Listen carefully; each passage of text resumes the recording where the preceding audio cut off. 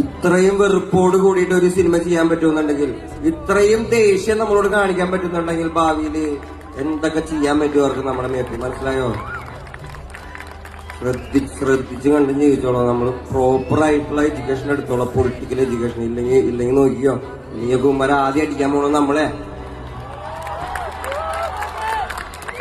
എനിക്കിത് പറയാതിരിക്കാൻ, എനിക്ക് പാട്ട് പാടിയിട്ട് കാശ് വാങ്ങിയിട്ട് വീട്ടിൽ പോകാൻ പറ്റും. എനിക്കിത് പറയാതിരിക്കാനും പറ്റുന്നേ. അപ്പൊ ഞാൻ എനിക്ക് കൂടുതൽ അപകടങ്ങളിൽ നിന്ന് രക്ഷപ്പെടാൻ പറ്റും. എന്നെ കൊണ്ട് അത് ചെയ്യിക്കാൻ പറ്റാത്തതുണ്ടല്ലോ.